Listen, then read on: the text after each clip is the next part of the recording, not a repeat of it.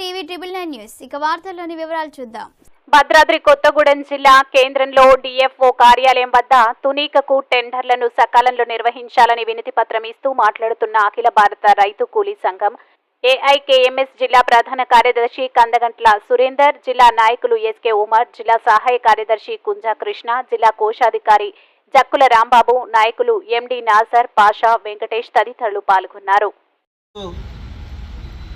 జిల్లా ఫారెస్ట్ అధికారి గారికి సకాలంలో తునికాకు టెండర్లని నిర్వహించాలని చెప్పి 50 ఆకుల తునికాకు కట్టకి 5 రూపాయలు ధర నిర్ణయించాలని, ఉల్టా పల్టా కల్లేదార్ కమిషన్ గతం కంటే 30% అదనంగా ఇవ్వాలని చెప్పి, అదేవిధంగా ఆకు స్వీకరణ క్రమంలో వన్యమృగాలు, విషసర్పాలు, వడదెబ్బకి తదితర ప్రమాదవశత్తులో మరణించినటువంటి తునికాకి కూలీలకి 25 లక్షల ఎక్స్గ్రేసియాని యుద్ధ ప్రాతిపదికన ప్రకటించాలని, గత పెండింగ్లో ఉన్నటువంటి తునికాకు బోనస్ని వెంటనే తునికాకు కూలీల ఖాతాలో జమ చేయాలని చెప్పి ఈ తదితర డిమాండ్స్ తోటి ఇవాళ మేము జిల్లా అధికారికి వినతి పత్రం అఖిల భారత రైతు కూలీ సంఘం భద్రాద్రి కొత్తగూడెం జిల్లా కార్యవర్గం తరఫున ఇవ్వటం జరిగింది.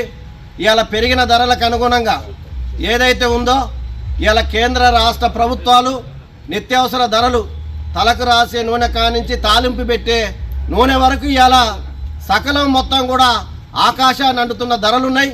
వాటికి అనుగుణంగా తునికాకు కూలీల శ్రమ ఏదైతే ఉందో ఇవాళ వారి శ్రమని ఇవాళ జరగల్లాగా వారి రక్తాన్ని దురక తింటున్నటువంటిది ఉంది. కార్మికులు అలా శ్రమ ఏదైతే ఉందో వాళ్ళ శ్రమకు తగ్గ వెచ్చించాల్సినటువంటి శ్రమ కూలీ ఏదైతే ఉందో దాన్ని ఇవ్వకోకుండా ఇవాళ కాంట్రాక్టర్లు, ప్రభుత్వాలు కుంభక్కై వారిని దోపిడీ చేస్తున్నటువంటిది ఉంది. అందుకనే అది కాకోకుండా వారి శ్రమకు తగ్గ వేతనం ఇవ్వాలని చెప్పి ఈ సందర్భంగా డిమాండ్ చేస్తున్నాం. అట్లనే కేంద్రంలో ఉన్నటువంటి బీజేపీ, రాష్ట్రంలో ఉన్నటువంటి కాంగ్రెస్ ప్రభుత్వం కూడా తునికాకు సమస్య ఏదైతే ఉందో అది ప్రతి ఏటా తునికాకు కార్మికులు ఎవరైతే ఉన్నారో తునికా కూలీలు ఎవరైతే ఉన్నారో ఇలా ఆదివాసీలు ఏజెన్సీ ప్రాంతంలో ముఖ్యంగా 2వ పంట అయినటువంటి తునికాకు వాళ్ళకి జీవన వృత్తిలాగా ఉన్నటువంటిది ఉంది. కానీ దాని విషయంలో ఇలా పెడచెవున పెడుతున్నటువంటిది ఉంది. వారికి కావాల్సినటువంటి తునికాకు రేట్లు ఇవ్వటంలో కానీ లేదు బోనస్ ఇవ్వటంలో కానీ వాళ్ళకు సంబంధించినటువంటి ప్రతిదీ కూడా పెండింగ్లో పెడుతున్నటువంటిది ఉంది. అది సరైనటువంటి పద్ధతి కాదు.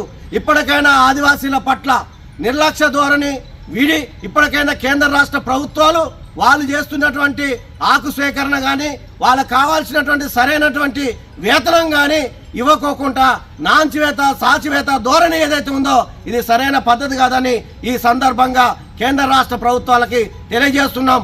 ఫారెస్ట్ అధికారులు కానీ కాంట్రాక్టర్లు కానీ సకాలంలో టెండర్లని నిర్వహించాలి.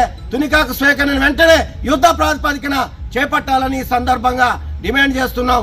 ఆదివాసీల పక్షాన, ప్రజల పక్షాన గోదావరి లోయ తీర్వాక ప్రాంతంలో ఉన్నటువంటి ఆదివాసీ మూల సంపద ఏదైతే ఉందో, కనీస సంపద ఏదైతే ఉందో వాళ్ళకి కావాల్సినటువంటి వాళ్ళ సంపదని వాళ్ళకి దక్కే విధంగా, వాళ్ళకి శ్రమకు తగ్గ ప్రతిఫలం వచ్చే విధంగా ఇవాళ ప్రభుత్వాలు కృషి చేయాలని ఈ సందర్భంగా డిమాండ్ చేస్తూ ఇప్పుడే జిల్లా అధికారికి వినతి పత్రం ఇవ్వడం జరిగింది. ఇట్లాంటి డిమాండ్స్ని నెరవేర్చకపోతే భవిష్యత్తు కార్యాచరణను రూపొందించుకొని అఖిల భారత రైతు కూలీ సంఘం తరఫున భవిష్యత్తులో పెద్ద ఎత్తున ఆందోళన కార్యక్రమాలకి పూనుకుంటామని ఈ కేంద్ర రాష్ట్ర ప్రభుత్వాలని, కాంట్రాక్టర్లని ఈ సందర్భంగా హెచ్చరిస్తున్నాం. వార్తలు ఇంతటితో సమాప్తం. మళ్ళీ తిరిగి ప్రసారం అయ్యే టీవీ ట్రిబుల్ 9 న్యూస్లో కలుద్దాం. అంతవరకు సెలవు.